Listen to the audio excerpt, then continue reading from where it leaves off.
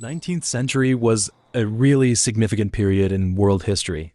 There were some big changes in politics, the economy, society, and culture. These changes reshaped the world order back then and laid a solid foundation for the formation and development of modern society. But in that century, the history of crime also had a pretty shocking aspect. Countless serial killers emerged, and their existence was a reflection of the dark side of that era. Among these serial killers, there were those who became world famous for their mysterious identities, such as Jack the Ripper. At the same time, there were also those who were notorious for their brutal methods of committing crimes, such as the infamous shepherd's killer Joseph Vacher. His story is filled with cruelty.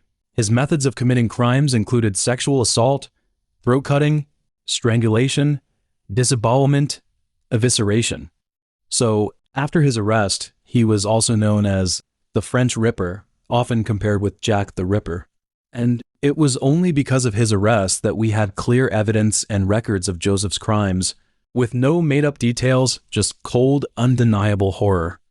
In 1869, Joseph was born into an ordinary peasant family in Beaufort, France. He was the second of 16 children in his family. From a young age, he took on responsibilities for the family, herding on the farm. However, when he was around 7 or 8 years old, an accident happened. A sheepdog suffering from rabies bit him. Although Joseph was promptly administered the serum, from that day on, his personality became unpredictable and his temper uncontrollable. One time, a bunch of boys teased Joseph for getting bitten by the sheepdog. However, in a fit of anger and humiliation, Joseph grabbed his father's shotgun and fired at them. Another time, Joseph thought his younger brother was taking it easy while they were pushing a wheelbarrow. Then Joseph got so mad that he even tried to strangle his brother. In 1885, his family could not cope with looking after him anymore, so they sent him to a Marist Brothers school, hoping he would learn to be obedient and respectful towards God there. Back then, these schools were set up to provide education in rural areas, especially to address the lack of religious education. The people who started these schools really emphasized that to properly raise kids, you've got to love them and love them equally. However, after only about 2 years there, Joseph was expelled from the school for reasons including animal abuse and masturbation. Inability to control emotions, animal abuse, shooting at others with shotgun, and wanted to strangle his own brother. These behaviors are almost all precursors to committing violent crimes. Moreover, a year before Joseph was sent to the school, there was a murder case in the nearby town. A 10-year-old boy was raped and murdered in a barn. At the time, the crime was attributed to a vagrant, but perhaps 14-year-old Joseph was the real murderer. After leaving school, Joseph got a job as a waiter and moved to Marcolin to live with his sister and her husband. But unfortunately, during his stay with them, he caught syphilis because of his messy personal life and had to have surgery to remove his left testicle. On June 29, 1888, Joseph committed his first recorded crime. That day, he was on a farm and tried to rape a 12-year-old boy named Marcellin. Marcellin was in the barn on his own, tying up hay. However, Joseph pushed him to the ground from behind and attempting to sexually assault him. But as a boy who had worked on the farm for many years, although his strength was no match for the already adult Joseph, his resistance still bought him enough time. Several minutes later, his cries for help attracted the attention of others, and Joseph had to leg it out of there. In 1889, Joseph's brother-in-law kicked him out of the apartment. With no other options, Joseph decided to join the army. But from the start of his military service, his fellow soldiers couldn't stand him because of his thievery, bad temper, and aggressiveness. Even his first year on the job, he assaulted his superior officers at least twice. The first attack happened because Joseph was arrogant. He thought his superiors weren't giving him the attention he deserved and that he should be promoted a lot quicker than he actually was. So when a newly promoted corporal tried to calm him down, he suddenly pulled out a razor and tried to attack him. Luckily, Joseph didn't hurt anyone, but seeing that the assault had failed, he then tried to slit his own throat in a suicide attempt, which was his first known failed suicide attempt. The other assault was caused by a sergeant confiscating his brandy, so he wanted to stab him. Later on, Joseph was diagnosed with paranoid delusions and ended up in a mental hospital for a short while. But when he got back to the barracks, despite having assaulted his superiors twice, he was soon promoted to corporal and by 1892, he was promoted to sergeant. However, his promotion did not stop his violent behavior.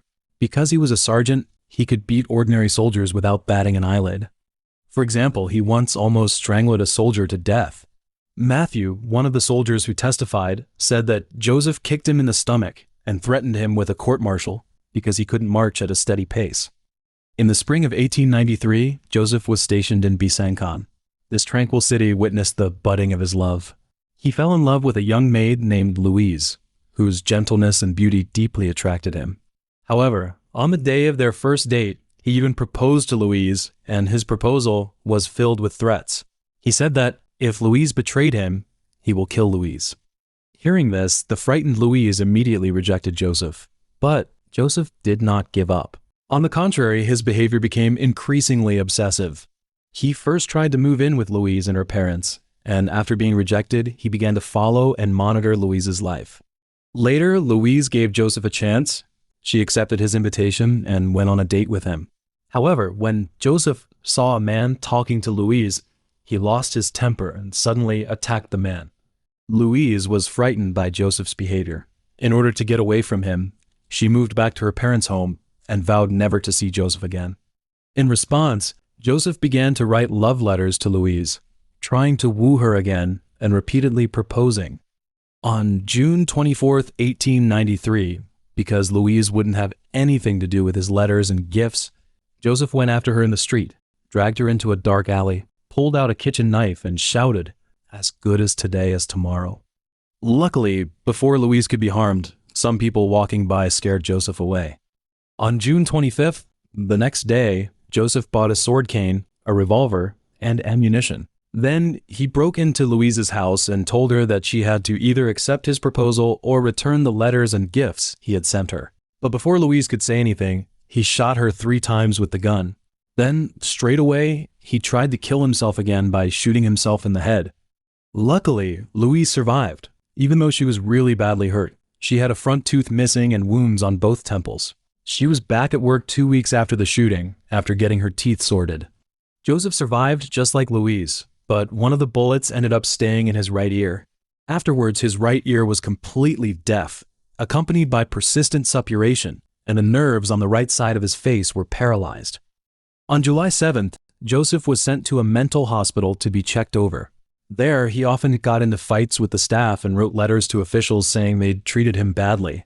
Meanwhile, an investigation into his attempted murder was launched. The judge in the trial asked an assistant physician from the mental hospital to write a report on Joseph's mental state. The report said that Joseph had a mental illness with delusions and wasn't responsible for what he did. So, on December 21st, the court found Joseph not guilty by reason of insanity. Later, Joseph was transferred to the state-run St. Robert's Psychiatric Hospital outside of Grenoble. He stayed there for 4 months until the doctors declared him fully recovered, and he was released on April 1st, 1894.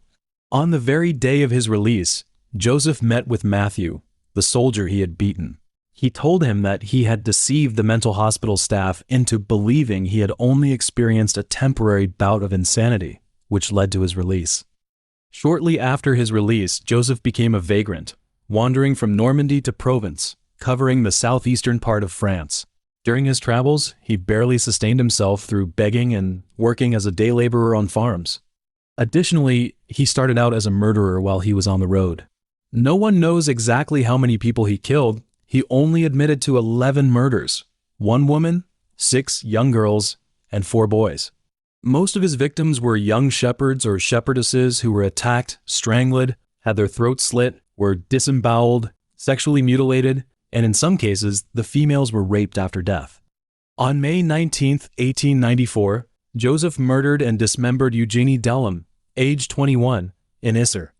On November 20th, he slit the throat and dismembered Louise Marcel, age 30, in Vidauban. On May 12, 1895, he cut the throat of Augustin Morchereau, age 17, in Étals.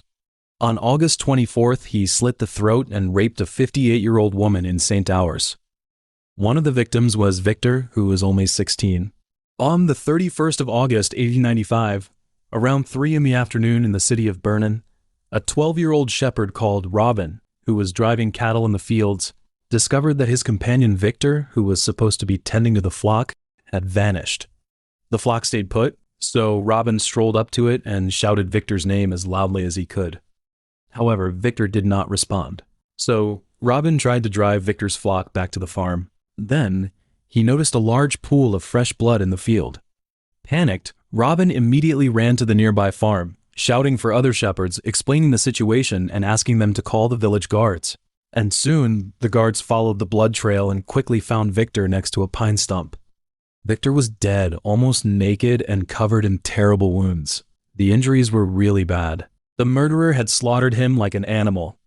Victor's belly was totally opened up and all his insides were taken out. He had 3 wounds on his chest and neck, one of which was on his carotid artery. A vagrant was seen near the crime scene, so the local court got a search warrant with an accurate description of the suspect who had a scar or swelling on his right eye, and this description was spot on for Joseph's appearance. On the morning of August 4th, 1897, sunlight bathed the fields of Champis, and the air was filled with the fresh scent of pine. Mari Harrow was collecting wood and pine cones for heating, unaware that danger was quietly approaching. Joseph, the vagrant, holding a pair of scissors in his hand, silently approached Marie. Fortunately, before Joseph could successfully attack Marie, her 2 children saw him and screamed in terror, alerting Marie to run. Marie's husband, Plantier, also rushed over upon hearing the commotion. Although Plantier was small in stature and unarmed, his courage and love for Marie drove him to charge at Joseph without hesitation. But he did not foolishly rush to Joseph's front, using his fists against scissors. Instead, he kept picking up stones from the ground and throwing them at Joseph. After a few minutes of back-and-forth tussling, several neighbors nearby heard the commotion. They were collecting coal slag at the time and immediately rushed to the scene to help Plantier upon hearing the cries for help. In the end, with the help of everyone, Joseph was successfully subdued. As Plantier and the others escorted him to the residential area, he said to another vagrant, "Hey, look, I wanted to have a quickie. They wouldn't let me." The residents first locked Joseph in a shed of a nearby inn, with the innkeeper, Charlin, and 4 neighbors guarding outside the shed. Meanwhile, Plantier and Marie hurried to the St. Pierre police station to report the incident. In 6 hours, Joseph kept cursing non-stop inside the shed. He hurled all sorts of obscenities at Charlin and the others, roaring that he had rights and wanted to exercise these rights over all women. When Charlin joked that Joseph should get married, Joseph seriously replied, "No, I have as many rights over all women as anyone else, and I want to use them." In other words, he meant that any man's wife or daughter was his sex slave in his minds. When Charlin asked Joseph why he didn't simply pay for sex women instead of indiscriminately attacking them, Joseph replied, "No, I respect myself more than you do.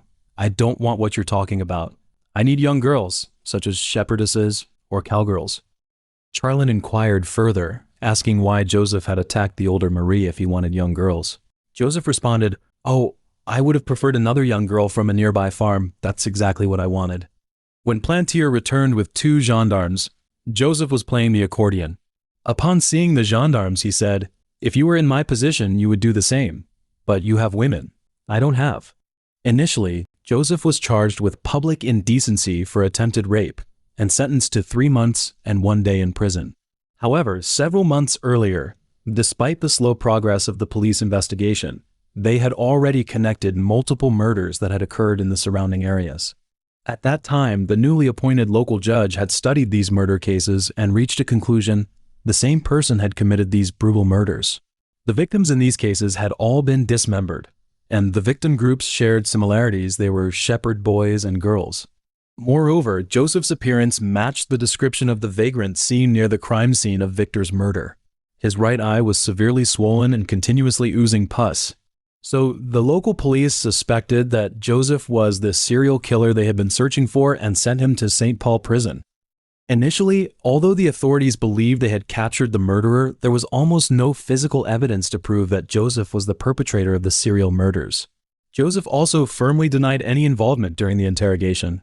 He attempted to evade responsibility for attacking Marie by claiming insanity, saying that he had been bitten by a rabid sheepdog and the venom had seeped into his blood, driving him mad. As time went on, his defenses became increasingly absurd.